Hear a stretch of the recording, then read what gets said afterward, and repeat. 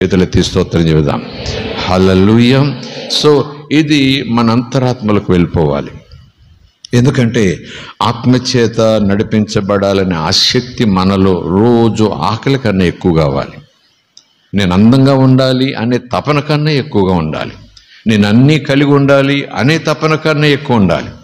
నేను ఇలాంటి ఆభరణాలు ధరించుకుని ఉంటే బాగుంటుంది అనే భావన కన్నా నేను ఆత్మను ధరించుకోవాలి, నేను ఆత్మను కలిగి ఉండాలి, నేను ఆత్మచేత నడిపించబడి ఉండాలి. అప్పుడే నా జీవితానికి అందం, అప్పుడే నా జీవితానికి ఆరోగ్యం, అప్పుడే నా జీవితం నిజమైన క్షేమం, అభివృద్ధి అనే తపన రోజు రోజుకి ఆత్మను పొందని వారికి, అనుభవంలోకి రాని వారికి, వచ్చి ఇంతే చాలని వదిలేసిన వారికి ఇంకా ఇంకా ఎక్కువ కావాలి. ఆత్మచేత నింపబడ్డాను, రక్షణ పొందినప్పుడు ఆత్మచేత నడిపించబడుతున్నాను. రక్షణ పొందిన తర్వాత ఇంకా ఆత్మచేత నింపబడటం నాకు అవసరం లేదు. నింపబడటం నాకు అవసరం లేదు, కానీ యేసు ప్రభు చెప్పారు కదా, అంతము వరకును నడవాలి, అంతము వరకు విశ్వాసాన్ని కాపాడుకోవాలి.